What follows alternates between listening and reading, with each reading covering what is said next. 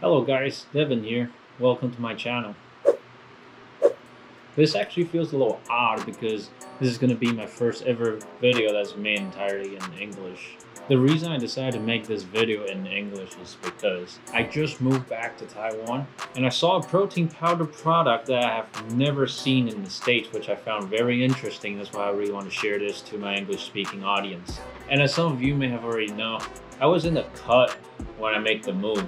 And not gonna lie, the cut has been kind of disturbed per se with all the temptations around this part of the world. So I was trying to make an effort to at least keep up with my protein intake, right? So I felt like, okay, my calorie tracking side of things have already been sabotaged. I at least have to keep up with my daily protein intake. So I looked into some protein product, and it turns out here in Taiwan, anything that's marketed towards the health and fitness, especially fitness slash gym culture side of things, are so freaking expensive.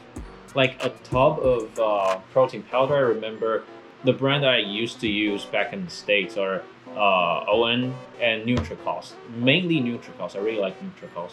And there also are like plenty of discount events throughout the year, like Amazon Prime Day, like Black Friday, where you can like buy a couple tubs for like 45, 50 bucks each and buy a couple of them just to have the supply ready, and you don't have to actually buy full price. I can't remember when was the last time I actually paid full price for a tub of protein, but here for around 40 bucks you get like 30 servings of protein powder. 60 bucks in the state, a tub of protein powder usually will last you for like 60, sometimes 75 servings. So like protein powders here are freaking expensive. So there I was searching for protein powder, and just one day randomly, my mom was like, "Aren't you searching for protein powder? We have a couple pouches here." And she handed me this. This stuff is kind of awesome. Turns out that there's this franchise called Decathlon. It apparently is like a French franchise. It's mainly a sporting goods store, but they also carry some protein powder. This product is called the all-in-one protein shake, and the one I'm showing you right now is of the oolong milk tea flavor. When I went to Decathlon, they only have 2 flavors there, but I'm not sure if that's all they have or it's just what they have at the moment. But the second flavor is this one, boba milk tea. Also very intriguing. So obviously, first of all, it caught my eyes because of the form factor, I guess. However, they still have a couple of cons if we're talking about pros and cons now. Like, first of all, it still follows the trend of protein powders in Taiwan being on the more expensive side of things. This pouch, I recall, costs about like 60 something Taiwanese dollars each. So it's about like $2 US, and it comes with like just proper 1 serving of protein powder. As it states here, 23 grams of protein per pouch. So if you end up drinking like 60 servings of these, it'll still add up. It's not cheap.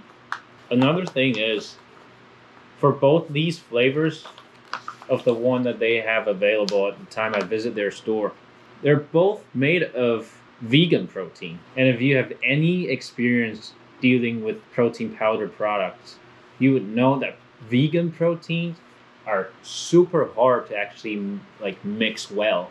Like in this case, I'm not worried about like the protein content and caloric content here. Vegan protein can be fairly standard, very comparable to whey protein in that regard actually. However, it's just the texture will ever so slightly be that vegan signature clumpiness that you experience. So with that being said, I'm gonna try this boba milk tea flavor protein shake made by the company called Try All right here, if you can see. And on the back of this packaging, you can see it gives you a couple of like instructions on how to use this. Fairly standard, fairly simple. Basically, just ask you to shake the powder to the bottom of the pouch and then fill water up to the fill line and then shake for 30 seconds. That's basically it. Let's give it a go. Before I add any water, let me give it a sniff. It actually smells like milk tea. That is wild. It smells like milk tea with boba. Got my water handy right here. Hopefully I don't spill. There we go. Slow and steady. Right up to the fill line, and then you just shake.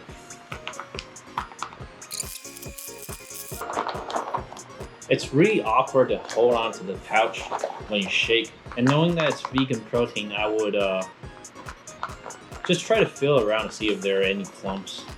Feels like it's properly mixed. And bottoms up, I guess. Before I added water, it actually smelled like boba milk tea. But now it feels like it's boba milk tea, but you substitute milk with like soy milk.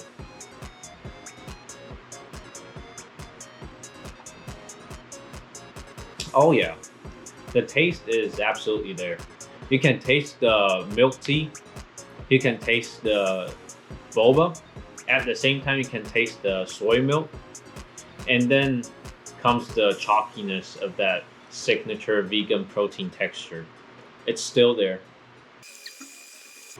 And with that chalkiness, I just feel like I need to like give my mouth a rinse after I finish this. All in all, my experience with this, I'll give it an 8 out of 10. I'll actually give it a 9 out of 10. I can think of a lot of use case where this will be such a lifesaver. It will be so convenient. And my only complaint, vegan protein.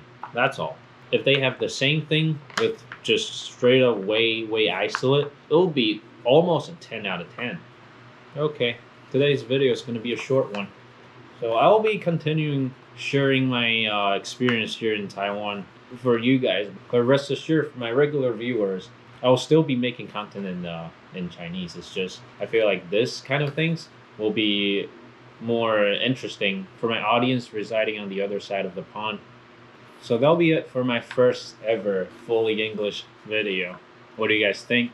If you like my videos, if you like what I do here, please hit that thumbs up button, leave a comment, and don't forget to subscribe to my channel.